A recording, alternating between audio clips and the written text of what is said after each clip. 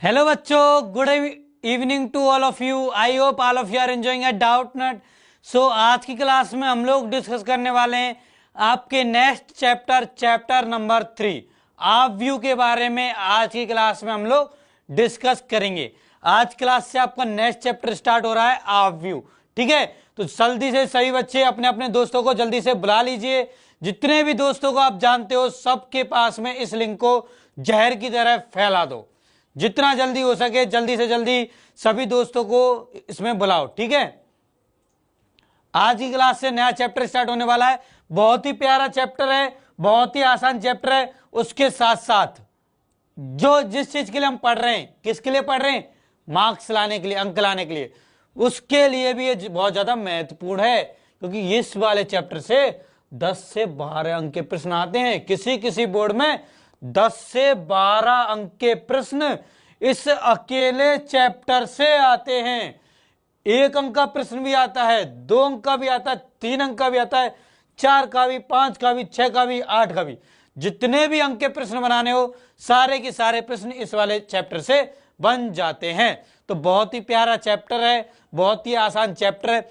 अब ये आव्यू क्या होता है, इसके ये क्या होता है, ये कहां से आया, इसके बारे में हम आज की क्लास में देखेंगे। उसके अलावा इस आव्यू को कैसे बनाते हैं, क्या होती है इसकी रचना, कैसे रचना करते हैं, वो सारी की सारी चीजें हम आज की क्लास में देखेंगे। ठीक है, तो जल्दी से सभी बच्चे ज्वाइन कर लीजिए, हमें जल्दी से जल्दी सभी बच्चे ज्वाइन कर लीजिए ताकि हम स्टार्ट करें आपका तीसरा अध्याय आव्यू। आव्यू को हम स्टार्ट करने वाले हैं। जल्दी से सभी बच्चे जिन्होंने ज्वाइन कर लिया है वो अपने दोस्तों को बुला लीजिए, जल्दी से जल्दी बुला लीजिए, जल्दी से जल्दी।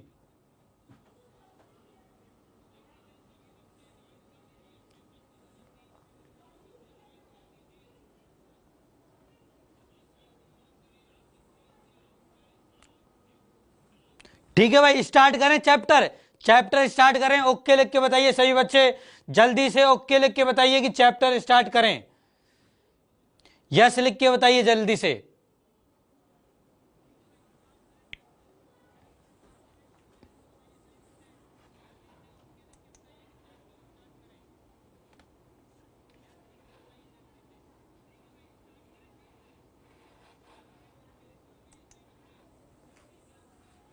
ठीक है भाई, स्टार्ट करते हैं आज का चैप्टर। देखो, जो पहला जो बिंदु है इस चैप्टर के अंदर वो है आव्यू। इसमें हमें समझना है कि आव्यू होता क्या है, इसके बारे में हमें समझना है। ठीक है, उसके बाद में आव्यू के कौन कौन से प्रकार होते हैं ये चीज हम देखेंगे। उसके बाद में आव्यू पर कौन कौन सी संक्रियाएं लगती हैं, जैसे कि 2 संख्याओं पर संक्रियाएं लगती हैं, वैसे आव्यू पर कौन कौन सी संक्रियाएं लगती हैं वो चीज हम देखेंगे। जैसे कि आव्यू का योग, अंतर, एक अदिश्य गुणन और आव्यू का गुणन। ठीक है, ये सारी की सारी चीजें हम आव्यू पर संक्रियाओं के अंदर देखेंगे। ठीक है, और ये वाला जो बिंदु है ना आव्यूओं का गुणन, ये हमारे लिए बहुत ही ज्यादा महत्वपूर्ण बिंदु है। क्योंकि इस वाले बिंदु से 3 अंक का प्रश्न भी आता है, 4 अंक का प्रश्न भी आता है, 6 अंक का प्रश्न भी आता है और 8 अंक का भी प्रश्न आता है। ठीक है, तो इसलिए चौथा बिंदु हमारे लिए बहुत ही ज्यादा महत्वपूर्ण बिंदु है इस अध्याय का। उसके बाद में आपको पढ़ना है आव्यू का परिवर्त। उसके बाद में सममित तथा विषम सममित आव्यू पढ़ने। इसमें आप देखोगे कैसे हम एक आव्यू को सममित और विषम सममित आव्यू के सम के रूप में या योग के रूप में लिख सकते हैं। ठीक है, तो ये वाला भी हमारा उतना ही महत्वपूर्ण बिंदु है, ये वाला भी उतना ही महत्वपूर्ण बिंदु है। आव्यू पर प्रारंभिक संक्रियाएं या फिर आव्यू रूपांतरण, ये भी हमारा महत्वपूर्ण बिंदु है। ये महत्वपूर्ण बिंदु इसलिए नहीं है कि इसमें केवल हम संक्रिया पढ़ेंगे, इसलिए महत्वपूर्ण है क्योंकि इसकी सहायता से हम लोग आव्यू का व्युत्क्रम निकालेंगे। ठीक है, तो ये वाला भी महत्वपूर्ण बिंदु है। अब किसी किसी बोर्ड में जहां पर सिलेबस कम हुआ है वहां पर इस बिंदु को हटा दिया गया है, परंतु किसी किसी बोर्ड में है तो हमें तो पढ़ना है, तो हम तो पढ़ेंगे भाई। हमें तो नॉलेज लेनी है सर से, हम तो नॉलेज लेके रहेंगे। आप पे डिपेंड करता है कि आप मुझसे कितना ग्रहण करते हो। ठीक है, मैं तो आपको पूरा देने को तैयार हूं।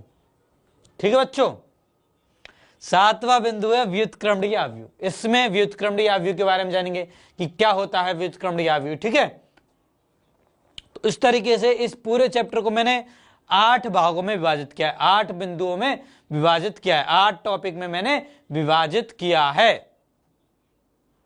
ठीक है, चलो भाई चलो स्टार्ट करें चैप्टर स्टार्ट करें। जल्दी से यस या नो लिख के बताओ, जल्दी से यस लिखो चैप्टर स्टार्ट करने के लिए, जल्दी से जल्दी यस लिख के बताओ।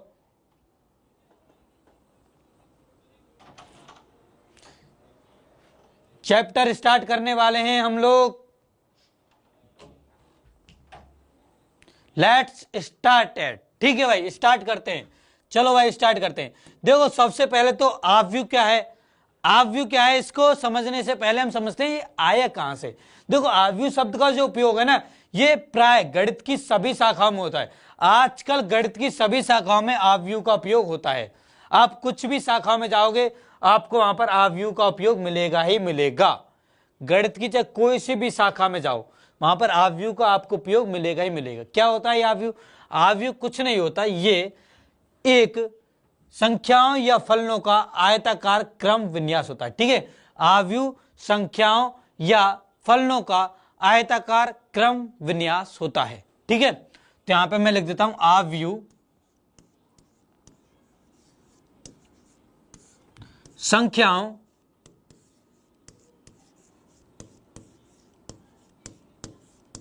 या फलनों का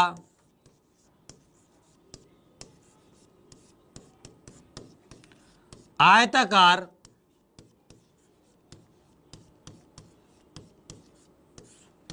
क्रम विन्यास होता है। ठीक है, आयताकार क्रम विन्यास होता है।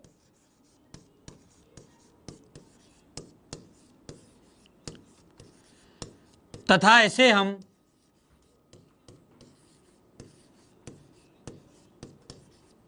छोटे कोष्ठक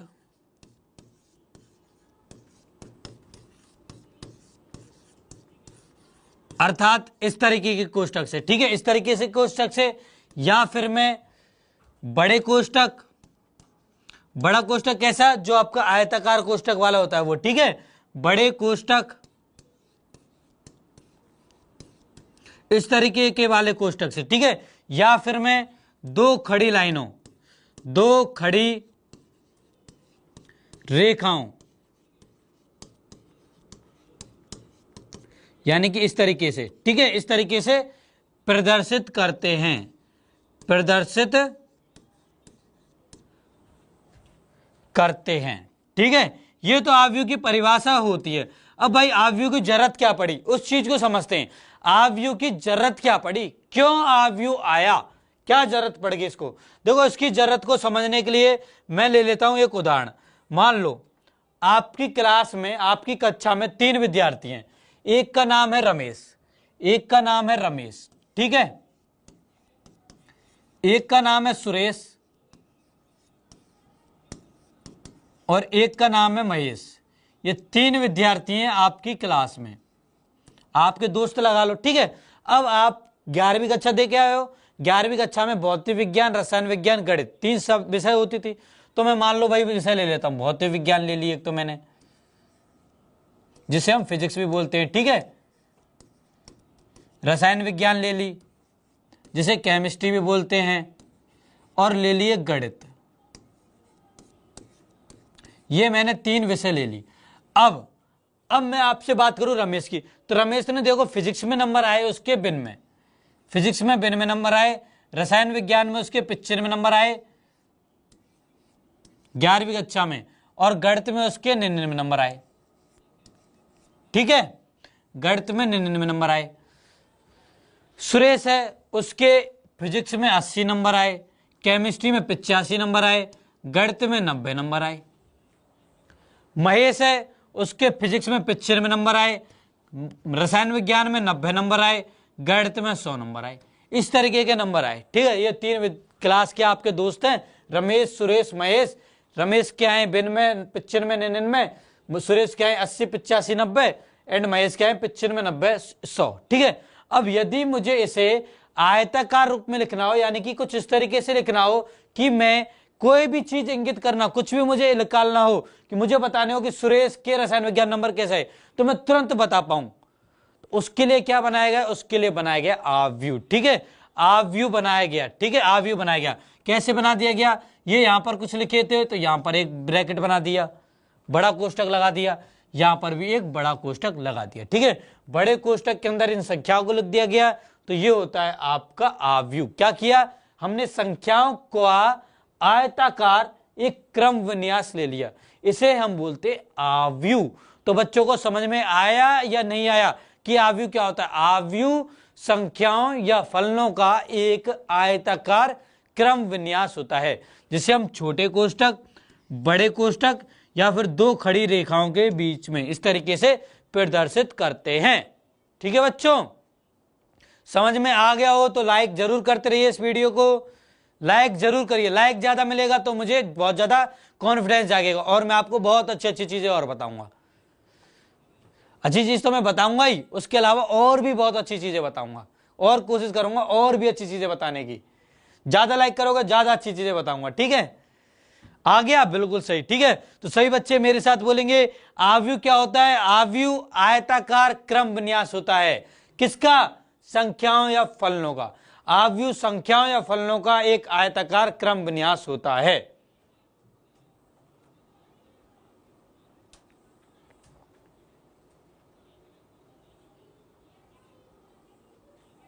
आव्यूह संख्याओं या फलनों का एक आयताकार क्रम विन्यास होता है। इसका मतलब संख्याओं या फलनों को मैं आयताकार रूप में लिख सकता हूं। ठीक है, संख्याओं या फलनों को मैं आयताकार रूप में लिख रहा हूं, तो इसे हम बोलते हैं आव्यूह। ठीक है, इसे ही हम बोलते हैं आव्यूह, इसी को हम आव्यूह बोलते हैं।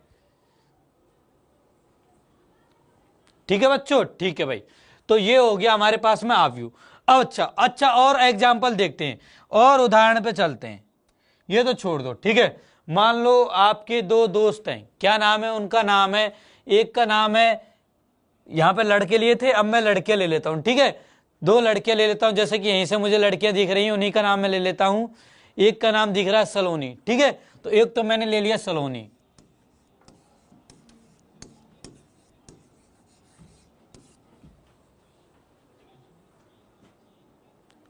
और दूसरी लड़की मुझे दिख रही है, कौन सी दिख रही है? श्रेया दिख गई। ठीक है, तो एक ले लिया मैंने श्रेया। ये दो लड़कियां ले ली माने। ठीक है, अब इनके पास में क्या है? इनके पास में कुछ फल हैं। फल में क्या है? एक के पास में सेब है और आम है। ठीक है, ये है।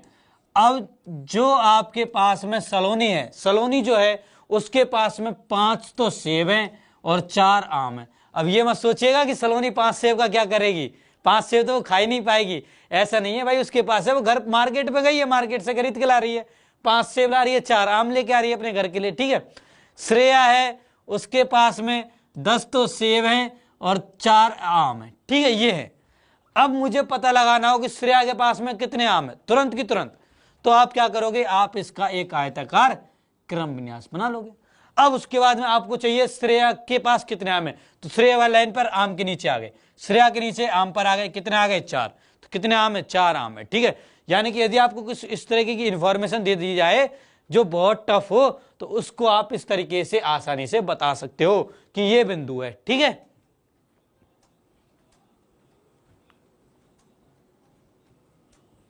ये बिंदु है। ठीक है बच्चों, समझ में आ गया? बच्चे कह रहे हैं सेब का सीजन नहीं है। कोई नहीं बेटा, सेब तो सभी सीजन में खाए जाते हैं। सेब का कोई सीजन थोड़ी नहीं होता कि आज खाएं कल नहीं खाएं।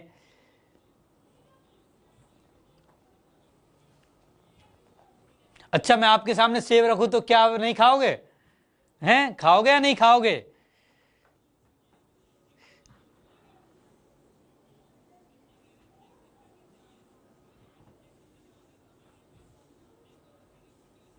क्लियर हो गया ना? तो इस तरीके से आयताकार रूप में मैं संख्याओं को लिख रहा हूं, इसे हम बोलते हैं आव्यूह। ठीक है, ऊपर देखो, ऊपर भी मैंने एक उदाहरण दिया था, इसको भी मैंने, ये भी मैंने एक उदाहरण दे दिया। ठीक है, एक और उदाहरण देता हूं। चलो एक और उदाहरण देता हूं, बच्चे मांग रहे हैं तो अभी और उदाहरण लेके आता हूं। ठीक है, चलो भाई आ गया उदाहरण। तो जो बच्चे उदाहरण मांग रहे हैं उनका नाम ले लेता हूं अब मैं।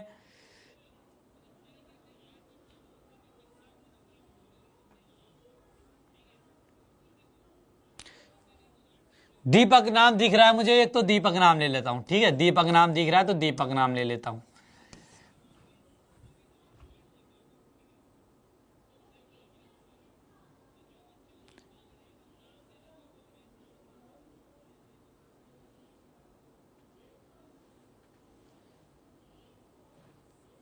एक नाम दिख रहा है मुझे हर्ष, तो चलो हर्ष नाम ले लेता हूं। एक सार्थक दिख रहा है, तो चलो भाई सार्थक ले लेता हूं। ये 3 लड़के मैंने ले लिए। अब मान लो दीपक, अब ये तो मैंने लड़के लिए, अब यहां पे मैं क्या ले रहा हूं, यहां पे मैं ले लेता हूं कि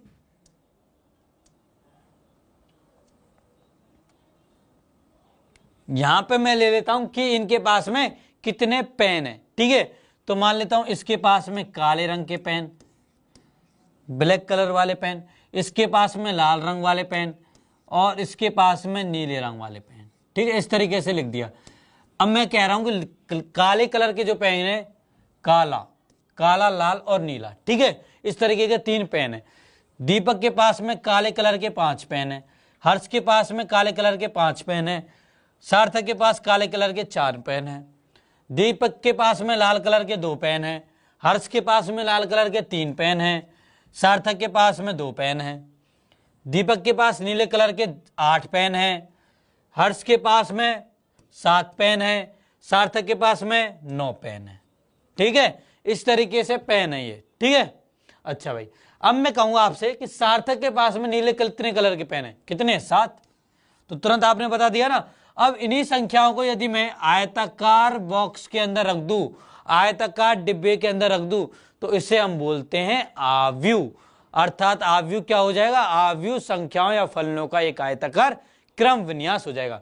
अब बच्चों समझ में आ गया होगा अच्छी तरीके से कि आव्यूह क्या होता है, आ गया ना सही बच्चों को समझ में? ठीक है भाई, यस या नो लिख के बताइए जल्दी से। समझ में आया है तो प्लीज वीडियो को लाइक जरूर करते रहिए। लाइक मारो इस पर, जितने लाइक मारने उतने मारो। लाइक किस पर, इस चैप्टर पे लाइक मारो। सबसे ज्यादा मार्क्स का ये चैप्टर है, चैप्टर पे लाइक चाहिए मुझे, वीडियो के ऊपर लाइक नहीं, चैप्टर के ऊपर लाइक।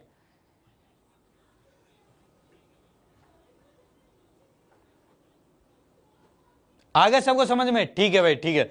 तो अब चलते हैं। अब देखो यहां पे आपने आव्यूह देखे थे, आव्यूह देखिए आपने। देखो आव्यूह में जो महत्वपूर्ण जो चीज है वो है ये क्षैतिज पंक्तियां और ऊर्ध्वाधर पंक्तियां। जो आपकी क्षैतिज पंक्तियां दिख रही है ना, इन क्षैतिज पंक्तियों को हम बोलते हैं, क्षैतिज जो आपको रेखा दिख रही है, ये जो क्षैतिज रेखा आपको दिख रही है, इनको हम बोलते हैं पंक्तियां।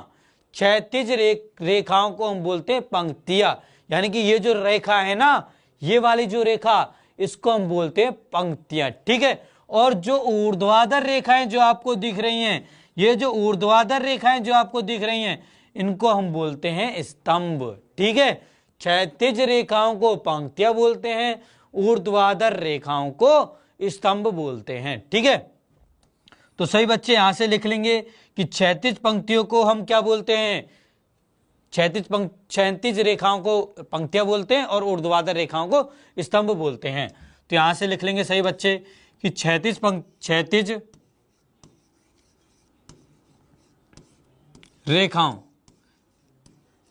रेखाओं को हम पंक्ति कहते हैं, क्षैतिज रेखाओं को पंक्ति कहते हैं तथा ऊर्ध्वाधर रेखाओं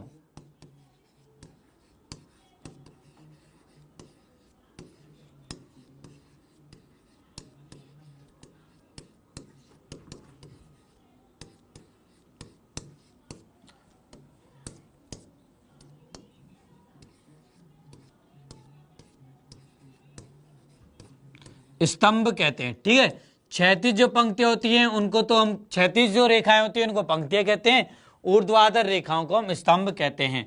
तो यहां से देख के बताइए, यहां से देखिए, इस वाले ऊपर वाले उदाहरण में देखिए, ये जो आपकी पंक्ति लिखी गई है, यानी कि जो दीपक की जो रेखा लिखी गई है, ये क्या है, क्षैतिज रेखा है, और इसी को हम बोलेंगे पंक्ति। ये देखो पहली रेखा है तो इसे हम बोलते हैं पहली पंक्ति। पहली पंक्ति, इसको हम R1 से व्यक्त करते हैं। R से क्यों व्यक्त करते हैं, क्योंकि पंक्तियों को हिंदी में, इंग्लिश में बोलते हैं रो। ठीक है, रो बोलते हैं इनको इंग्लिश में, तो इसलिए इसको R1 से व्यक्त करते हैं। ये देखो दूसरी पंक्ति है, इसको हम लिख देंगे R2। तीसरी पंक्ति है तो इसको हम लिख देंगे R3। इसी तरीके से स्तंभ को हम व्यक्त करते हैं C से। क्यों, क्योंकि स्तंभ को इंग्लिश में कहते हैं कॉलम। स्तंभ को इंग्लिश में कहते हैं कॉलम, इसलिए इसको सी से व्यक्त करते हैं। तो ये पहली स्तंभ है तो C1 लिख दिया, ये दूसरी स्तंभ है इसको C2 लिख दिया, ये तीसरी स्तंभ है इसको C3 लिख दिया। ठीक है बच्चों, तो पंक्ति और स्तंभ अच्छी तरीके समझ में आ गया ना। पंक्ति क्या होती है? पंक्ति होती है क्षैतिज रेखाएं, क्षैतिज रेखाएं पंक्तियां कहलाती हैं तथा ऊर्ध्वाधर रेखाएं स्तंभ कहलाती हैं। ठीक है बच्चों, ठीक है भाई। अच्छा, अब मुझे देख के बताओ, देख के बताओ कि इस वाले उदाहरण में कितनी क्षैतिज पंक्तियां हैं या क्षैतिज रेखाएं या फिर पंक्तियां हैं। इस वाले में बताओ मुझे कि क्षैतिज रेखाएं कितनी हैं, क्षैतिज रेखाएं या फिर पंक्तियां कितनी है। इस वाले उदाहरण में मुझे बताओ पंक्तियों की संख्या, पंक्तियां कितनी हैं इस वाले उदाहरण में, और स्तंभ भी कितने हैं इस वाले उदाहरण में। जल्दी से मुझे बताओ कि पंक्तियां कितनी हैं और स्तंभ कितने हैं। जल्दी सभी बच्चों से मुझे इसका आंसर चाहिए कि इसमें पंक्तियां कितनी हैं और स्तंभ कितने हैं। देखो कितनी पंक्तियां हैं, एक पंक्ति तो रमेश वाली है पूरी की पूरी, एक सुरेश वाली है और एक महेश वाली, 3 पंक्तियां हैं आपके पास में, तो पंक्तियां हो गई 3। स्तंभ कितने हैं? पहला स्तंभ ये रहा फिजिक्स वाला, दूसरा स्तंभ रसायन वाला रहा, तीसरा स्तंभ गणित वाला रहा। कितने स्तंभ है? 3 ही स्तंभ है। ठीक है, तो इसमें पंक्तियां 3 है और स्तंभ भी 3 है। ठीक है भाई, अगले उदाहरण पे चलो। अगला उदाहरण हमने ये लिया था, यहां पे बताओ पंक्तियां कितनी है। एक तो सलोनी की पंक्ति है और एक है श्रेया की, तो कितनी पंक्ति हो गई? 2 पंक्ति हो गई। ठीक है, तो पंक्ति बराबर तो हो गई 2, पंक्ति हो गई 2, और स्तंभ कितने हो गए? स्तंभ देखो, स्तंभ यहाँ पे कितने हो जाएंगे? स्तंभ भी देखिए कितने हो गए, 1 और 1 2 हो गए, स्तंभ भी यहाँ पर 2 हो गए। ठीक है भाई, अच्छा अब यहाँ पे चलो देखो, यहाँ पे देखो इस वाले में देखो पंक्तियां कितनी है। पंक्तियां हैं आपके पास में 3 पंक्तियां कितनी है, एक दीपक वाली है, एक हर्ष वाली और एक सार्थक वाली, तो इस वाले में पंक्ति है 3, और स्तंभ भी एक काले का है, एक लाल का, एक नीले का, तो स्तंभ भी कितने हैं? 3 ही है, स्तंभ बराबर भी हो गए 3। ठीक है बच्चों, अच्छा ठीक है। अच्छा, अब एक और उदाहरण और लेते हैं। चलो बच्चों एक उदाहरण और ले लेता हूं। मान लो अब मेरे पास में 3 दोस्त हैं मेरे, एक का नाम है अशोक,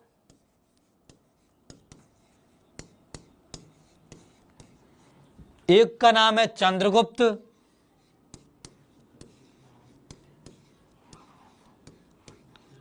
और एक का नाम है अर्जुन। ये मेरे 3 दोस्त हैं। ठीक है,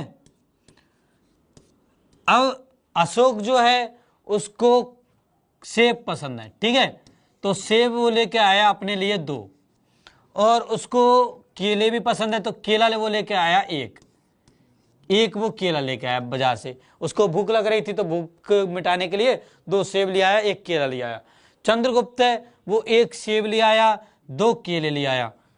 अर्जुन जो है उसको केले बिल्कुल भी पसंद नहीं है, सेब बहुत पसंद है, तो वो 3 सेब उठा लाया। ठीक है, अब इसको मैंने इस तरीके से व्यक्त कर दिया, तो ये क्या बन गया? ये आपका एक आव्यूह बन गया। अब इस आव्यूह में पंक्तियां कितनी है? देखो पंक्तियां कितनी है, पंक्तियां मतलब व्यक्ति कितने हैं, कितने व्यक्ति हैं? 1 2 3, 3 व्यक्ति हैं, तो कितनी पंक्ति हो गई? 3 पंक्ति हो गई। ठीक है, तो पंक्ति बराबर हो गई 3। स्तंभ कितने हो गए? 1 सेब का और 1 केले का, तो 2 स्तंभ हो गए। ठीक है, स्तंभ हो गए 2। इसका मतलब यहाँ पे देखो पंक्तियां कितनी है? 3, स्तंभ कितने हैं? 2। बच्चे कहीं ये सोच रहे हो कि हमेशा पंक्ति बराबर स्तंभ आ रहा है, तो ऐसा जरूरी नहीं होता है। आव्यूह में पंक्ति ज्यादा हो भी सकती है, कम भी हो सकती है, स्तंभ ज्यादा हो भी सकते हैं, कम भी हो सकते हैं, कोई ये फिक्स नहीं होता है। ये केवल क्या होता है? आयताकार होता है, आयत होता है। ठीक है, वर्ग नहीं होता। मैंने ये नहीं बोला कि आव्यूह वर्गाकार एक विन्यास होता है, मैंने बोला आव्यूह संख्याओं या फलनों का एक आयताकार क्रम विन्यास होता है। तो ये जरूरी नहीं है कि हमेशा पंक्ति और स्तंभ बराबर हों, ये कोई भी जरूरी नहीं है। सही बच्चों को समझ में आया या नहीं आया? जल्दी से बताओ कि आयतक की आव्यूह के अंदर पंक्तियों की संख्या स्तंभों की संख्या के बराबर हो भी सकती है और नहीं भी हो सकती है। ठीक है, समझ में आ गया बच्चों को ये चीजें? अच्छा भाई,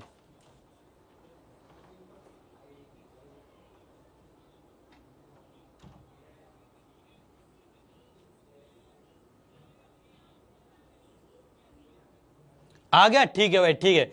अब देखो, अब इसके बाद में मैंने पंक्तियों और स्तंभों की संख्या तो लिख दी। अब इसी के आधार पर एक हमारी टर्म आती है आव्यूह से संबंधित, जिसे हम बोलते हैं आव्यूह की कोटि। ठीक है, उसे हम बोलते हैं आव्यूह की कोटि। क्या होती है आव्यूह की कोटि? इसको समझते हैं अब। ठीक है, आव्यूह की कोटि क्या होती है? देखो कुछ नहीं होती है, जितने आपकी पंक्तियां हैं और जितने आपके स्तंभ है। सबसे पहले हम लिखेंगे पंक्तियों की संख्या को, बाद में हम लिखेंगे स्तंभों की संख्या को। तो यदि मैंने इसको इस तरीके से लिख दिया तो ये बताता है आपकी आव्यूह की कोटि को। जैसे कि यदि किसी आव्यूह में स्तंभ हैं आपके 2, स्तंभ बराबर हैं 2 और पंक्तियां हैं 3, ठीक है, पंक्ति बराबर हैं 3, तो इसके कोटि यदि मुझे बतानी हो इस आव्यूह की, तो आव्यूह की कोटि क्या हो जाएगी? देखिए सबसे पहले लिखेंगे पंक्तियों की संख्या। पंक्तियों की संख्या कितनी है? 3, बीच में लगाएंगे गुणा का चिन्ह। बाद में लिखेंगे स्तंभों की संख्या। स्तंभों की संख्या कितनी है? 2। इसका मतलब ये वाला आव्यूह 3 गुणा 2 का एक आव्यूह है। इसका मतलब इस आव्यूह की कोटि 3 गुणा 2 है, ठीक है। तो ये मतलब होता है सीधा सा आव्यूह की कोटि का। आव्यूह की कोटि जनरली हमें पंक्तियों की संख्या और स्तंभों की संख्या को बताती है। अर्थात यदि मैं लिख देता हूं कि एक आव्यूह 4 गुणा 5 का है, तो इसका मतलब यह है कि उसमें पंक्तियां 4 हैं और स्तंभ 5 हैं। तो पहला जो होता है वो तो पंक्ति बताता है, और जो बाद वाला होता है ये स्तंभों की संख्या को बताता है, ठीक है। तो यदि मैं आपसे कहूं कि एक आव्यूह जिसकी कोटि m गुणा n है, तो इसका मतलब यह है कि उसमें पंक्तियां कितनी है? m, और स्तंभ कितने हैं? n। तो पंक्तियों की संख्या बराबर हो जाएगी, पंक्ति बराबर हो जाएंगी m और स्तंभ बराबर हो जाएंगे n, ठीक है बच्चों? ठीक है भाई, इतनी चीज समझ में आ गई सभी बच्चों को? समझ में आ गई ना सभी बच्चों को? ठीक है भाई।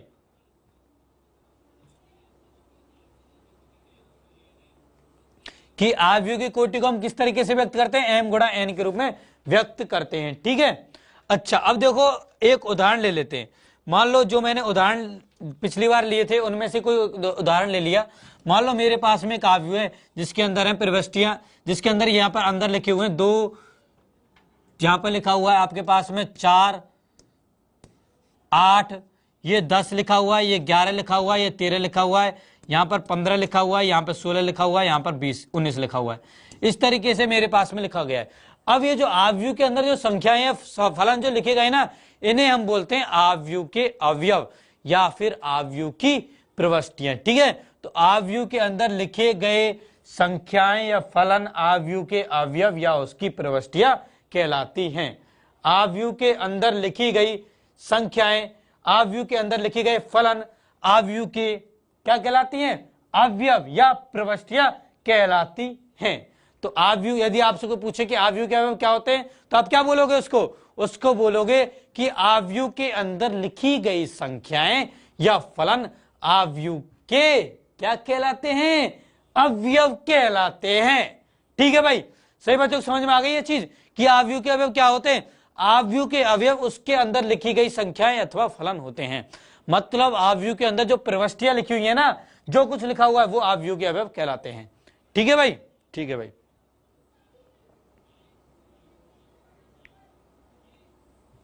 समझ में आ गया? ठीक है। अच्छा, अब देखो इस आव्यूह के अंदर कितनी पंक्तियां हैं? 3 पंक्तियां हैं, 3 ही कितने स्तंभ में? तो इस आव्यूह का कोटि क्या हो जाएगी? इस आव्यूह की कोटि हो जाएगी 3 गुणा 3। इस आव्यूह की कोटि हो जाएगी 3 गुणा 3, ठीक है बच्चों। अच्छा, यदि मान लो मैंने एक ऐसा आव्यूह बना दिया, 1 2 3 4 5 6 ऐसा आव्यूह बना दिया। अब इस वाले आव्यूह में देखो कितनी पंक्तियां हैं? एक पंक्ति ये रही, दूसरी पंक्ति ये रही। पंक्ति मैंने क्या बताई? क्षैतिज रेखाएं। एक क्षैतिज रेखा ये है, एक क्षैतिज रेखा ये है। कितनी क्षैतिज रेखाएं? 2 हैं। इसका मतलब पंक्तियां कितनी है? 2 हैं। तो पंक्ति हो गई इसमें 2, पंक्ति हो गई 2। स्तंभ कितने हैं? स्तंभ क्या बताया मैंने? ऊर्ध्वाधर रेखाएं। ऊर्ध्वाधर रेखाएं कितनी है? एक तो ये है, एक ये है 2 और एक ये है 3। 3 मेरे पास में ऊर्ध्वाधर रेखाएं हैं। तो स्तंभ कितने हो गए? स्तंभ बराबर हो गए 3 के।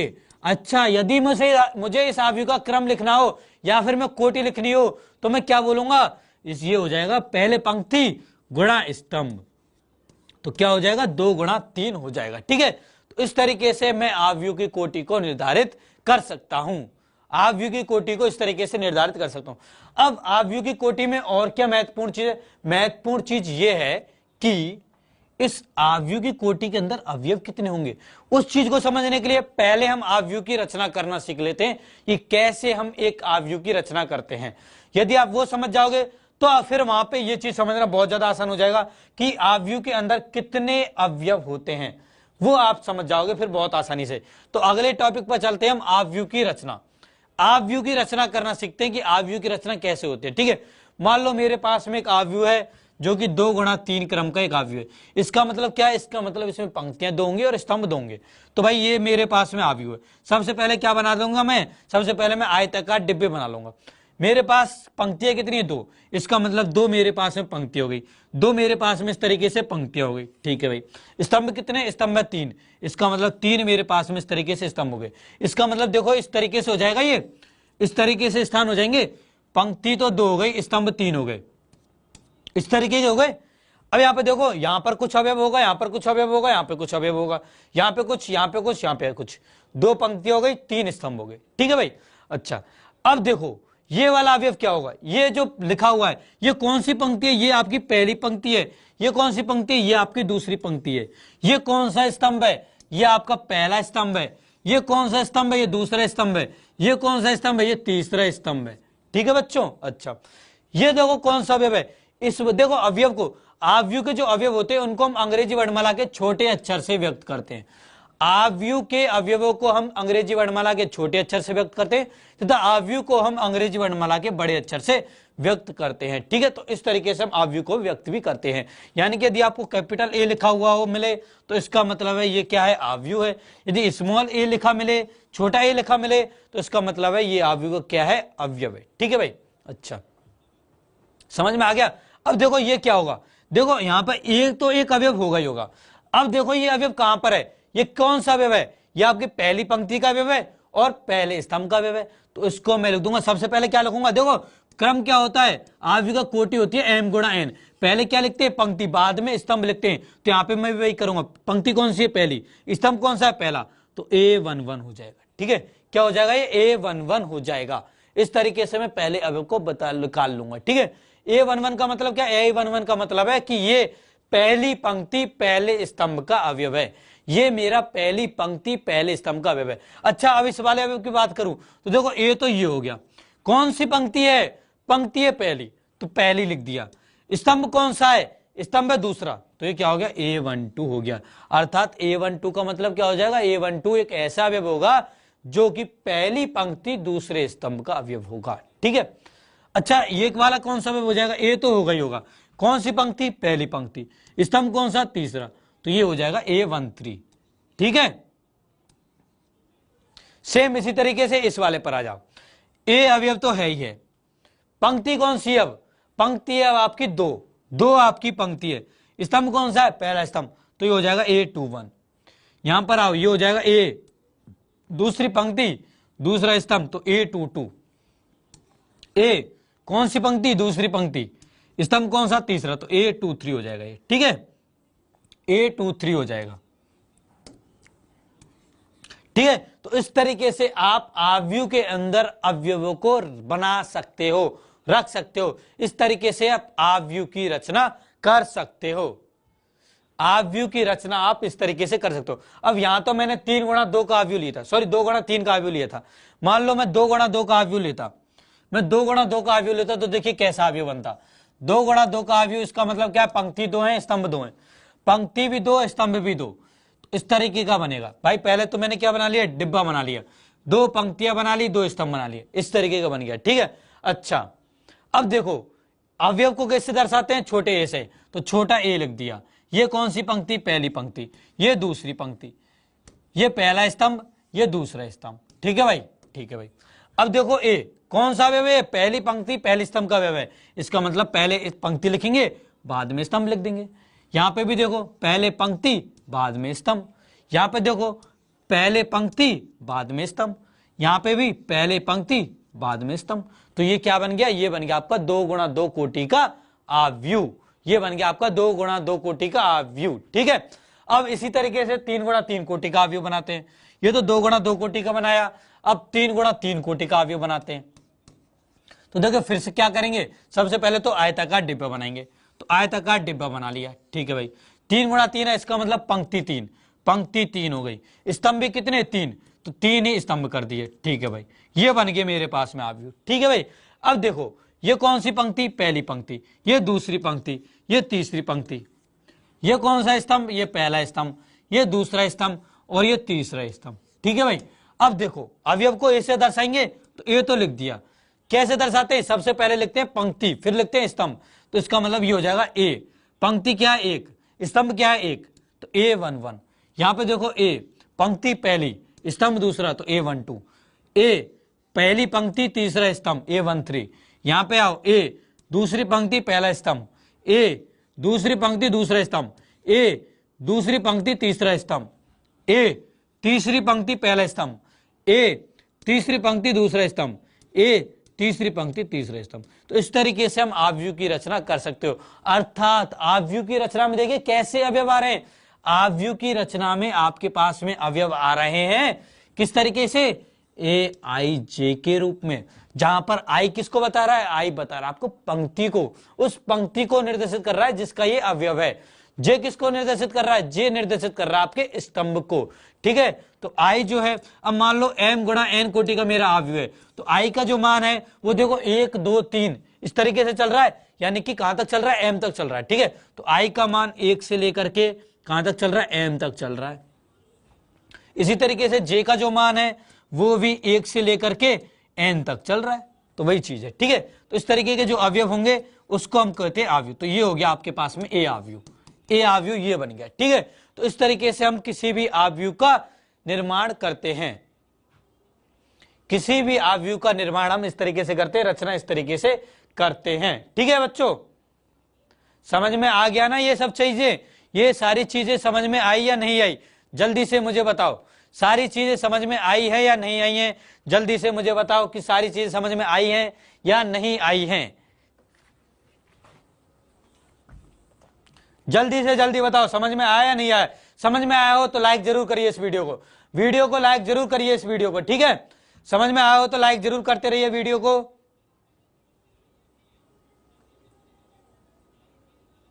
कि कैसे हम बनाएंगे, चलो एक बच्चा कह रहा है 4 गुणा 4 की बनाओ, चलो बेटा आज तो जो कह रहे हो ना वो मैं करने को तैयार हूं भाई, जो आप बोलोगे वही कर लूंगा, ठीक है।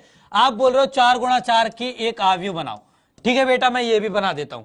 देखो पंक्ति कितनी 4, स्तंभ कितने 4, सबसे पहले तो आयताकार डिब्बा बना लिया, 4 पंक्ति तो 1 2 3 4, स्तंभ कितने 4, 1 2 3 4, 1 2 3 4, 1 2 3 4, 1 2 3 4, इसको मैं नीचे ले आता हूं, बराबर में लिख देते हैं ना, ठीक है भाई, इस तरीके से लिख दिया, ठीक है।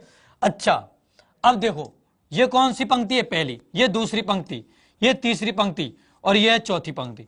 ये कौन सा स्तंभ है, ये पहला स्तंभ, ये दूसरा स्तंभ, ये तीसरा स्तंभ, ये चौथा स्तंभ। मुझे क्या बनाना है, मुझे बनाना है ए आव्यूह, ए आव्यूह मुझे बनाना है, ठीक है भाई। अच्छा अब देखो हमने बताया आपको कि आव्यूह को बड़े अक्षर से दर्शाते हैं और उसके अवयव को छोटे अक्षर से दर्शाते हैं, तो यहाँ पे मैंने छोटा अक्षर लिख दिया। अच्छा अब आव्यूह के अंदर जो अवयव लिखे होते हैं उनको हम आई जे के रूप में लिखते हैं, ठीक है, ए आई जे के रूप में लिखते हैं, यानी कि पहले पंक्ति को लिखेंगे फिर स्तंभ को लिखेंगे, जिस पंक्ति जिस स्तंभ का ये अवयव है वो ही लिखेंगे, ठीक है। तो देखो पहली पंक्ति पहले स्तंभ का अवयव है तो इसे मैं लिख दूंगा A11। अगले अवयव को आओ, ये हो जाएगा ए, कौन सी पंक्ति है, पहली पंक्ति है दूसरा स्तंभ है तो A12 हो जाएगा। ये हो जाएगा ए पहली पंक्ति तीसरा स्तंभ, ये ए पहली पंक्ति चौथा स्तंभ, ठीक है। यहां पे देखो ये हो जाएगा ए कौन सी पंक्ति, दूसरी पंक्ति, स्तंभ कौन सा, पहला, तो A21। ये हो जाएगा A22, ये हो जाएगा A23, ये हो जाएगा A24, ठीक है। इस पर आओ, तीसरी पंक्ति पहला स्तंभ तो ये हो गया A31, तीसरी पंक्ति दूसरा स्तंभ तो ये हो गया A32, ये A33, ये A34। यहां पर आओ, चौथी पंक्ति पहला स्तंभ तो ये क्या हो जाएगा A41, A42, A43, A44। तो इस तरीके से हमने 4 गुणा 4 कोटि के आव्यूह की भी रचना कर ली है। बच्चे कह रहे हैं कि सर 4 गुणा 4 का कोर्स में नहीं है, बिल्कुल बेटा 4 गुणा 4 कोर्स में नहीं है। एक बच्चे ने बोला था कि 4 गुणा 4 का आव्यूह का निर्माण करके बता दो, तो मैंने निर्माण करके बता दिया, ठीक है। इस तरीके का बनेगा 4 गुणा 4 का, ठीक है। यहां पे देखो इस परिभाषा से भी हम देख सकते हैं कि क्या आना चाहिए था, आई का मान 1 से लेकर के एन तक जाना, एम तक जाना चाहिए था। एम क्या है यहाँ पर, ये क्या है, एम गुणा एन, यानी कि 4 गुणा 4 का आव्यूह है, एम बराबर 4 है, एन बराबर 4 है, तो आई का मान 1 से 4 तक जाना चाहिए था। सेम इसी तरीके से जे का मान भी 1 से 4 तक जाना चाहिए था। वही देखो आई का मान 1 से 4 तक गया है, जे का मान 1 से 4 तक गया है, ठीक है, वही चीज है, ठीक है। आगे बढ़े अब। अच्छा, अब आते हैं उस चीज पर जो मैं आपको अभी थोड़ी देर पहले बता रहा था कि किसी अवयव में कितने अवयव होंगे। तो देखिए, ध्यान से देखिएगा, ध्यान से देखिएगा। जब आपने 2 गुणा 2 कोटि का अवयव बनाया तो कितने अवयव थे? 1 2 3 4 अवयव थे। जब आपने 3 गुणा 3 कोटि का अवयव बनाया तो 1 2 3 4 5 6 7 8 9 अवयव थे। जब आपने ऊपर 2 गुणा 3 कोटि का अवयव बनाया तो कितने अवयव थे? 1 2 3 4 5 6 अवयव थे। और उसके बाद में जब आपने 4 गुणा 4 कोटि का अवयव बनाया तो उसके अंदर कितने अवयव हैं? 1 2 3 4 5 6 7 8 10 11 12 13 14 15 16 अवयव हैं। ठीक है, अर्थात यहां से आप देख रहे हो कि अवयव के में अवयवों की संख्या को कौन बता रहा है? वो बता रहा है आपका m और n का गुणा। 4 गुणा 4 कितना होता है? 16। 3 गुणा 3 कितना होता है? 3 गुणा 3 होता है 9। 3 गुणा 3 होता है 9। 2 गुणा 2 कितना होता है? 2 गुणा 2 होता है 4।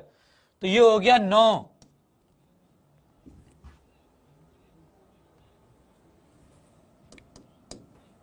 ये हो गया 9। 3 गुणा 3 बराबर क्या हो जाएगा? 9। 2 गुणा 2 बराबर क्या हो जाएगा? 4 हो जाएगा। इसलिए 4 अवयव थे। ऊपर वाले उदाहरण में देखो क्या था? 2 गुणा 3 का था, ये वाला आपका 2 गुणा 3 का था। 2 गुणा 3 करूंगा तो कितने आएंगे? 6 आएंगे। कितने अवयव हैं? 6 अवयव है ना। तो यही होता है आपका सूत्र निकालना कि अवयव के अंदर कितने अवयव है। तो एक अवयव में अवयवों की संख्या बराबर होती है पंक्तियों की संख्या गुणा स्तंभों की संख्या। ठीक है, तो सही बच्चे यहां से नोट डाउन करके लिखेंगे, अवयव में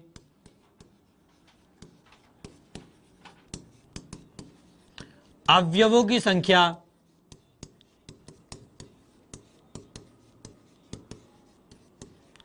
बराबर होती है पंक्तियों की संख्या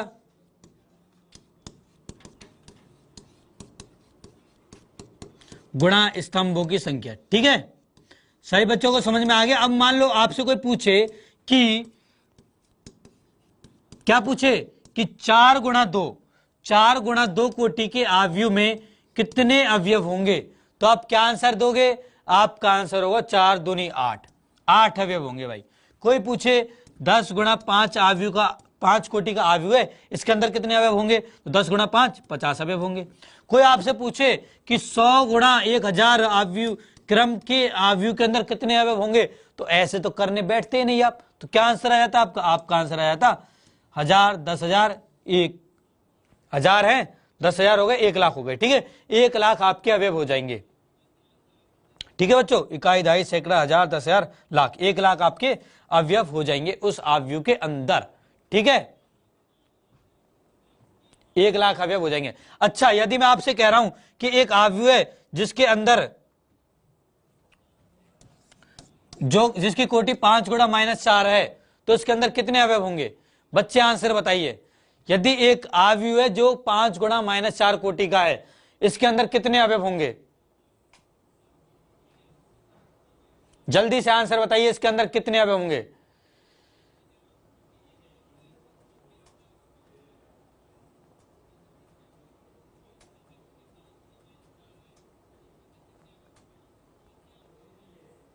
बीस बता रहे। 5 गुणा -4 है, -20 बता रहे हैं। अरे बेटा बेटा बेटा बेटा बेटा बेटा, क्या है ये है पंक्ति, ये है स्तंभ। बेटा स्तंभ की संख्या -4 हो सकती है क्या? स्तंभ कभी -4 हो सकते हैं? स्तंभ या तो 0 होंगे या 0 भी नहीं हो सकते भाई। स्तंभ 0 होंगे तो हमारा अवयव बनेगा ही नहीं, कोई अवयव भी नहीं होगा उसके अंदर। ठीक है, तो इसका मतलब यहां पे फिक्स है कि जो m और n जो है, m और n जो है वो हमेशा 1 से बड़े होने चाहिए, 1 से बड़े होने चाहिए, 1 से बड़े या बराबर होने चाहिए। अर्थात m और n जो है, m और n ये मेरे प्राकृतिक संख्याओं में से होने चाहिए, ये मेरे प्राकृतिक संख्याओं में से होने चाहिए। तो इसकी कोटि यानी कि इसका ऑर्डर तो क्या होगा? कोटि परिभाषित ही नहीं होगी। ठीक है, इसकी कोटि परिभाषित नहीं होगी, ये हमारा अपरिभाषित है। ठीक है, अब बताओ यदि मैं 5 गुणा 4 लिखा होता तो कितने आते? तो मेरे पास आ जाते 5 चौके 20 अवयव आ जाते। ठीक है, तो समझ में आ गया। यदि माइनस लिखा गया हो, 0 तक लिखा गया हो, तो भी आपका उस क्रम का ऑर्डर या कोटि डिफाइन नहीं होती है अवयव की। ठीक है, तो m और n क्या होने चाहिए? m और n आपके प्राकृत संख्याओं के समुच्चय से होने चाहिए। यदि कोई आपके साथ में ऐसा गंदा मजाक कर लेना पेपर में, तो क्लियरली आपको यहाँ पे लिख देना कि एक आव्यूह नहीं है, क्लियर आपको लिख देना है। ठीक है, ठीक है बच्चों, समझ में आ गया? ठीक है भाई। अच्छा चलो अब कुछ एग्जाम्पल कर लेते हैं, एग्जाम्पल के माध्यम से बढ़िया तरीके से समझते हैं प्रश्न, जो कंसेप्ट आज हमने पढ़ा है उसको। देखो पहला क्या प्रश्न है, पहला प्रश्न है आव्यूह ए मुझे ये दे रखा है, मुझे बताना है कि आव्यूह की कोटि क्या होगी। आव्यूह की कोटि क्या होती है? आव्यूह की कोटि होती है पंक्तियों की संख्या गुणा स्तंभों की संख्या। सबसे पहले क्या लिखना है? पंक्तियों की संख्या लिखना है। यह बात आपको ध्यान में रखनी है कि सबसे पहले हमें पंक्तियों की संख्या लिखनी है, स्तंभों की संख्या नहीं लिखनी है। ठीक है, तो सबसे पहले हम लिखेंगे पंक्तियों की संख्या। पंक्ति कितनी है? पहली पंक्ति ये है, दूसरी पंक्ति ये है, तीसरी पंक्ति है। इसमें कितनी पंक्ति है? पंक्ति है 3। तो पंक्ति बराबर तो है 3। स्तंभ कितने हैं? स्तंभ है हमारे पास में, स्तंभों को गिनिए कितने स्तंभ है? स्तंभ है मेरे पास में 1 2 3 और 4। कितने स्तंभ है? 4 स्तंभ है मेरे पास में। तो स्तंभ कितने हो गए? 4। अब मैंने आव्यूह की कोटि क्या बताई? आव्यूह की कोटि बताई मैंने पंक्तियों की संख्या गुणा स्तंभों की संख्या। पंक्ति है 3, स्तंभ है 4, तो क्या हो जाएगी आव्यूह की कोटि? 3 गुणा 4। आव्यूह की कोटि हो जाएगी 3 गुणा 4। और बहुत से बच्चों का आंसर भी सही था, बिल्कुल सही। ठीक है भाई, अब बताओ अवयवों की संख्या कितनी होगी? अवयवों की संख्या कितनी होगी ये बताओ, जल्दी से बताओ, अवयवों की संख्या कितनी होगी? 12 होगा सर, बिल्कुल सही, क्योंकि 3 गुणा 4 कितना होता है? 12 होता है। तो अवयव कितने होंगे? 12। गिन भी लो भाई, 1 2 3 4 5 6 7 8 9 10 11 12, 12 अवयव में। ठीक है, अच्छा अब तीसरी चीज देखो, तीसरी चीज हमें दे रखी है कि क्या दे रखी है? हमें बताना है कि अवयव 1,3 कौन सा है, 1,3 कौन सा है, 2,1 कौन सा है, 3,3 कौन सा है, 2,4 कौन सा है और 2,3 कौन सा है, ये मुझे बताना है। ठीक है, अच्छा बच्चों ये देखो 1,3 का मतलब क्या है? 1,3 का मतलब क्या है? 1,3 का मतलब है पहली पंक्ति तीसरे स्तंभ वाला अवयव। तो पहली पंक्ति तो ये है, ऐसा लिख लो, ये 1 है, ये 2 है, ये 3 है। यहां पर ये 1 है, ये 2 है, ये 3 है, ये 4 है। ठीक है, अब 1,3 का मतलब क्या है? 1,3 का मतलब है कि पहली पंक्ति तीसरे स्तंभ। तो पहली पंक्ति में चले, तीसरे स्तंभ में आए, क्या दिखा? 19 दिखा। तो A13 बराबर हो जाएगा 19। A13 किसके बराबर आ जाएगा? 19 के बराबर आ जाएगा। A21 बताओ, जल्दी से बताओ, A21 क्या आएगा? A21 का मतलब दूसरी पंक्ति पहला स्तंभ, दूसरी पंक्ति पहला स्तंभ, ये वाला अवयव, मतलब 35। A21 का मान कितना आ जाएगा? 35 हो जाएगा। ठीक है, A33 का मान बताओ जल्दी से। A33 मतलब तीसरी पंक्ति तीसरा स्तंभ, तीसरी पंक्ति चाहिए, तीसरा स्तंभ चाहिए, मतलब -5, तो -5 आ जाएगा। A24 का जल्दी से आंसर बताओ। अब दोनों आंसर आपसे पूछने वाला हूं, A24 भी और A23 भी। जल्दी से A24 का आंसर बताओ कि A24 क्या होगा? A24 का मतलब क्या है? दूसरी पंक्ति चौथा स्तंभ, दूसरी पंक्ति चौथा स्तंभ होगा। तो दूसरी पंक्ति ये वाली है, चौथा स्तंभ क्या है? 1 2 3 4, चौथा स्तंभ है 12, चौथा स्तंभ है 12, तो A24 हो जाएगा 12। बहुत से बच्चों ने आंसर भी बिल्कुल सही बताया था, 12 बताया था, बहुत सही। ठीक है भाई, ठीक है। A23 देखो, A23 का मतलब दूसरी पंक्ति तीसरे स्तंभ, दूसरी पंक्ति तीसरे स्तंभ क्या है? 5/2, तो क्या आ जाएगा? 5/2 आ जाएगा। ठीक है, तो इस तरीके से हम सारे प्रश्नों के हल दे देंगे। कोई भी अवयव हमसे पूछा हो तो हम आसानी से आंसर दे देंगे।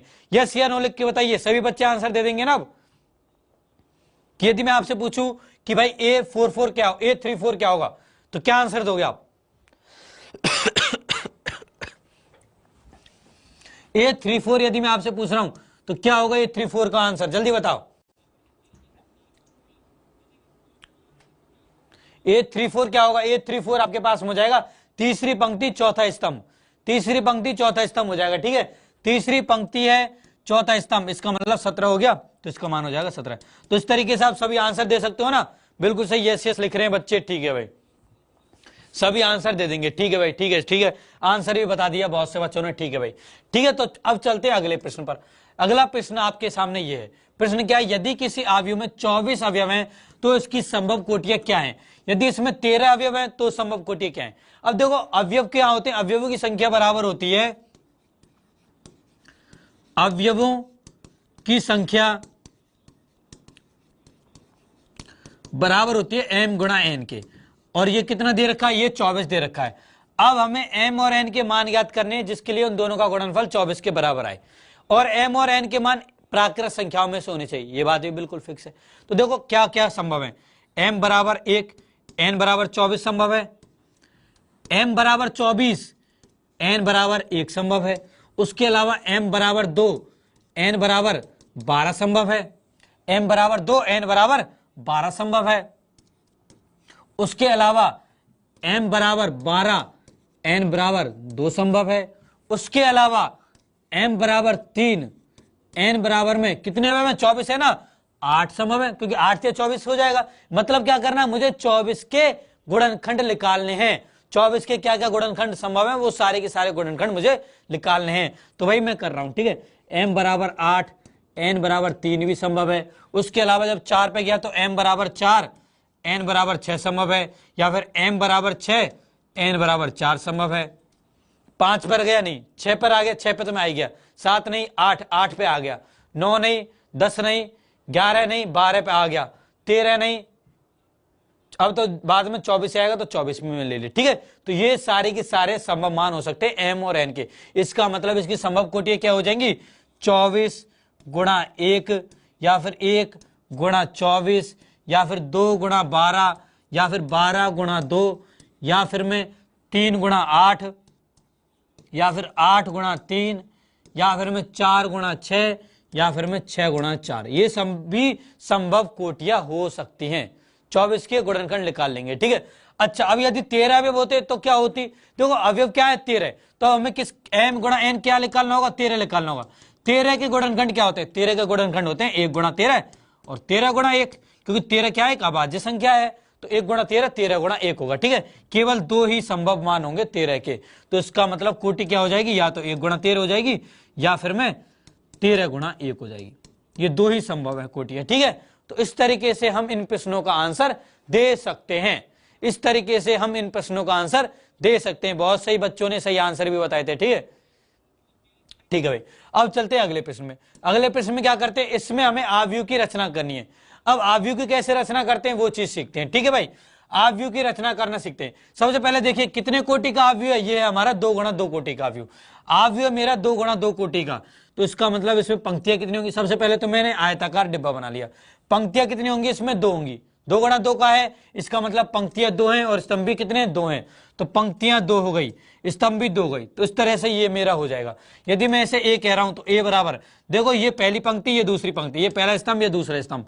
यदि हम आव्यूह के अवयवों को छोटे a से व्यक्त कर रहे हैं तो ये क्या हो जाएगा, पहली पंक्ति पहले स्तंभ का अवयव, इसका मतलब a11 हो जाएगा। ये क्या हो जाएगा, ये हो जाएगा a12, ये हो जाएगा a21, a22। अब मुझे क्या चाहिए, मुझे a11, a12, a21 और a22 के मान चाहिए। उसके लिए मुझे ये दे रखा है, क्या दे रखा है, aij बराबर दे रखा है 1 प्लस में 2j का वर्ग बटा में 2, ये मुझे दे रखा है। अच्छा, अब सबसे पहले मैं a11 निकालता हूं। सबसे पहले मैं निकालूंगा a11। सही बच्चे, अब थोड़ी देर के लिए ध्यान अपना बोर्ड पे रखेंगे, बढ़िया प्रश्न है ये कभी कभी 1 अंक में आ जाता है, ठीक है। सबसे पहले मैं a11 निकालूंगा। मुझे नहीं पता a11 मेरा कौन सा अवयव है, तो मैं a11 निकालूंगा। a11 में देखो यहाँ पर i बराबर क्या है, i बराबर है 1 और j बराबर भी क्या है 1। तो मैं क्या करता हूं, मैं इस i j में i बराबर 1 और j बराबर 1 रख देता हूं। इसमें इधर रखूंगा तो देखो ये क्या बन जाएगा, ये बन जाएगा आपके पास में 1 प्लस में 1 है या i है, ये i है, सॉरी i है ये, ठीक है। ये आपके पास में i, क्या i है ये, ठीक है। अब i की जगह पर 1 रखा तो 1 प्लस में, j की जगह पर भी 1 तो 1 बटा में, ये पूरा का वर्ग है बटा में 2 है। इसको आगे हल करें तो देखिए 1 प्लस में 2 गुणा 1 2, तो 1 प्लस 2 का वर्ग बटा में 2, 1 प्लस 2 3, 3 का वर्ग 9, तो 9 बटा में 2, यानी कि किसका मान आ गया, ये मान आ गया हमारे पास में a11 का। a11 का मान क्या आ गया, 9 बटा में 2, ठीक है। इसी तरीके से a21 का मान निकालेंगे। a21 में i बराबर क्या रखना होगा 2 और j बराबर क्या रखना होगा 1 रखना होगा। तो i की जगह पर 2 रखता हूं, j की जगह पर 1 रखता हूं, तो ये बन जाएगा आपके पास में। यहां से आगे देखिए ये हो जाएगा 2 प्लस में 2 गुणा 1 2, तो 2 प्लस 2 का वर्ग बटा में 2, 2 और 2 कितने होते हैं 4, 4 का वर्ग 16, 16 बटा में 2 कितना हो जाएगा 8। क्या आ गया इसका मान 8 आ गया, ठीक है, 8 आ गया इसका मान। 9 बटा 2 वो आ गया, 8 ही आ गया। अच्छा, a12 निकाल लेता हूं मैं। a12 क्या हो जाएगा, पहली पंक्ति दूसरा स्तंभ, i बराबर 1 रखना है, j बराबर 2 रखना है, तो ये हो जाएगा 1 प्लस में 2 गुणा 2j है ना, तो 2 गुणा 2, इसका वर्ग बटा में 2, 2 गुणा 2 4, 4 प्लस 1 5, ये हो गया 5 का वर्ग बटा में 2, 5 का वर्ग मतलब 25 बटा में आ गया 2, 25 बटा 2 आ गया। ठीक है, 25 बटा 2 आ गया। तो चलो सब भाई बच्चों अब मुझे आंसर बताओ A22 का। A22 का आंसर सभी बच्चे मुझे बताओ कि A22 बराबर क्या आएगा। A22 का आंसर मुझे बताओ। इस तरीके से फिर मेरा अवयव बन जाएगा पूरा की पूरा। पहला A11 था, सबसे पहले A11 था, ठीक है, उसका मान आ गया मेरे पास में 9/2। तो ये तो मेरे पास मान आ गया 9/2। A11 का मान आ जाएगा मेरे पास में 9/2 के बराबर। ठीक है, A22 का आंसर बताओ यार जल्दी से, ताकि हमारी मैट्रिक्स जो अवयव पूरा कंप्लीट हो सके। ये हो गया 9/2। यहां पर क्या आएगा, यहां पर आएगा A12, A12 का मान आया मेरा 25/2। यहां पर आएगा A21, A21 का मान क्या आया मेरा 8। अब A22 का मान और रह गया, जल्दी से बता दो यार क्या आ रहा है A22 का मान 18 बता रहे हैं बच्चे। ठीक है भाई 18 कैसे आया, देखो ऐसे आया, I की जगह पर 2 रखा, J की जगह पर 2 रखा, इसका वर्ग कर दिया, बटे में 2 कर दिया, 2 गुणा 2 4, 4 प्लस 2 6, 6 का वर्ग 36, 36 में 2 का भाग दिया, कितना आ गया 18 आ गया। A22 का मान कितना आ गया 18, तो यहाँ पे क्या हो गया 18 हो गया। तो इस तरीके से क्या बन गया, ये बन गया आपका A अवयव। ठीक है, तो इस तरीके से आप अवयव की रचना कर सकते हैं। तो बच्चे लिख के बताइए जल्दी से, अवयव की रचना करना आ गया आपको या नहीं आया। अवयव की रचना करना आ गया ना आप लोगों को। अवयव की रचना करना आ गया हो तो अगला प्रश्न जल्दी से लिखिए। इस प्रश्न में एक पार्ट में करा रहा हूं, दूसरे पार्ट को आपको होमवर्क के तौर पर करना है। पहला वाला पार्ट में करा रहा हूं, दूसरे वाला भाग ये आपका होमवर्क है। ठीक है, होमवर्क लिख लीजिएगा, इसको करना है। अवयव देखिए कैसा है, 3 गुणा 4 कोटि का अवयव है, यानी कि पंक्ति कितनी है, पंक्ति है 3, स्तंभ है 4। तो सबसे पहले तो बना लिया ये आयताकार डिब्बा, पंक्ति है 3, स्तंभ है 4, तो 1 2 3 और 4, 2 3 4, 2 3 4, ये बन गए मेरे पास में। ठीक है, 3 गुणा 4 12, तो 12 अवयव भी होने चाहिए, बिल्कुल 12 अवयव भी हैं। ये है मेरे पास में A अवयव, मैंने इसको A अवयव मान लिया। अब देखो ये पहली पंक्ति पहला स्तंभ है, तो A11 होगा, ये A12 होगा, ये A13 होगा, ये A14 होगा, ये A21 होगा, ये A22 होगा, ये A23 होगा, ये A24 होगा, ये आपके पास में A31 होगा, A32 होगा, A33 होगा, A34 होगा। अब हमें क्या करना है, मुझे A11 A12 A13 A14 A21 A22 A23 A24 A31 A32 A33 A34 की वैल्यू निकालनी है, बस कुछ नहीं करना। तो देखो मैं 2-4 वैल्यू तो निकाल देता हूं, सारी वैल्यू मैं नहीं निकाल के बताऊंगा, टाइम भी खत्म हो रहा है। ठीक है, तो A11 की मैं वैल्यू निकाल के बताता हूं पहले तो। ठीक है, AIJ क्या दे रखा है, AIJ हमें दे रखा है इस रूप में, AIJ बराबर दे रखा है 1/2 गुणा में, यहाँ पे मॉडुलस लगा रखा, मोड लगा रखा -3 आयोटा प्लस में J, -3 I प्लस में J। अब देखो A11 निकालना है, इसका मतलब I बराबर 1 J बराबर 1 रखना होगा इसके अंदर, तो I बराबर 1 J बराबर 1 रखता हूं, तो 1/2 मोड -3 गुणा में 1 प्लस में 1, ये हो जाएगा आपके पास में। ठीक है भाई, यहां से आगे देखो ये हो जाएगा 1/2 मोड, यहां पे लगा दिया, -3 गुणा 1 -3 -3 प्लस का 1, -3 में जब मैं प्लस का 1 जोड़ूंगा तो मेरे पास में क्या आएगा, -2 आएगा, तो ये हो जाएगा 1/2 मोड ऑफ -2 ना। अब 11वीं कक्षा में आपने मापांक फलन पढ़ा है। मापांक फलन क्या होता है, ऋणात्मक को धनात्मक में परिवर्तित कर देता है, अर्थात -2 को वो 2 में परिवर्तित कर देगा। तो यहां से ये आ जाएगा 1/2 गुणा में 2, अर्थात इसका मान क्या आ जाएगा 1। 1 किसका मान आया, ये आया A11 का, तो A11 की जगह पर मैं लिख सकता हूं 1, इसकी जगह पर मैं 1 लिख सकता हूं। ठीक है, इसी तरीके से A12 निकाल लूंगा, A13 निकाल लूंगा, A14 निकाल लूंगा, A21 निकाल के बता देता हूं। चलो A21 निकाल के बता देता हूं। A21 हो जाएगा 1/2 मोड, यहां पे लगाएंगे -3 I, तो ये -3 गुणा में 2 प्लस में 1, ये हो जाएगा यहां पर 1/2, -3 गुणा 2 -6 -6 प्लस का 1, यहाँ पे -6 प्लस 1 -5, तो 1/2 मोड ऑफ -5, ऋणात्मक को क्या कर देगा धनात्मक में, -5 का क्या हो जाएगा 5, तो ये हो जाएगा 5/2। ये क्या आ गया, ये आपके पास में आ गया A21। A21 का मान कितना आ गया, 5/2 आ गया। ठीक है, इस तरीके से A22 A23 A24 का मान निकाल सकते हो, A31 A32 A33 A34 का मान भी इस तरह से निकाल सकते हो। मैं A34 का मान और निकाल देता हूं। ठीक है, A34 का मान और निकाल देता हूं, वो क्या हो जाएगा, देखो 1/2 मोड ऑफ -3 I, यानी कि -3 I की जगह पर क्या है 3, तो 3 प्लस में J, जे क्या है 4, तो प्लस का 4 बराबर 1/2। यहां पे देखो मोड 3 गुणा 3 9, माइनस का 9 प्लस का 4, -9 + 4 क्या हो गया -5, तो 1/2 मोड ऑफ -5, मोड -5 मापांक -5 का मान क्या हो जाएगा 5, तो ये आ जाएगा 5/2, तो ये भी क्या आ गया 5/2 आ गया। ठीक है, तो इस तरीके से आप अन्य मान भी निकाल सकते हो, इस तरीके से आपका आव्यूह बन जाएगा। ठीक है, तो सारा की सारा जो मैंने नहीं कराया वो सारा आपके लिए होमवर्क के तौर पर है। ठीक है, तो इस तरीके से आव्यूह क्या होता है, क्या कोटि होती है, कैसे हम आव्यूह की रचना करते हैं, मतलब टोटल में बोलूं तो आपकी प्रश्नावली 1 खत्म हो चुकी है। प्रश्नावली 1 का आधा भाग आपका खत्म हो चुका है, आधा भाग बचा है, और वो आधा भाग क्या है, आधा भाग है आव्यूह के प्रकार। आव्यूह के प्रकार भी हमारे लिए बहुत ज्यादा महत्वपूर्ण है, वो जानना भी हमारे लिए बहुत ज्यादा महत्वपूर्ण है कि कौन कौन से प्रकार होते हैं आव्यूह के, क्योंकि पेपर में ऐसे भी तो दे सकता है कि भाई इस तरीके के आव्यूह की रचना करो, ऐसा भी दे सकता है ना, तो इसलिए हमें आव्यूह के प्रकार भी जानना बहुत ज्यादा जरूरी है। ठीक है, तो अगली क्लास में हम लोग आव्यूह के प्रकार के बारे में ही बात करेंगे कि आव्यूह का हमारा प्रकार क्या होता है, कौन कौन से प्रकार होते हैं आव्यूह के, क्या क्या उनकी शर्तें होती हैं, वो सारी की सारी चीजें हम अगली क्लास में डिस्कस करेंगे। तो आज की क्लास में हम लोगों ने क्या सीखा, सबसे पहले तो हमने सीखा आव्यूह क्या होता है। क्या होता है आव्यूह, आव्यूह संख्याओं या फलनों का आयताकार क्रम विन्यास होता है।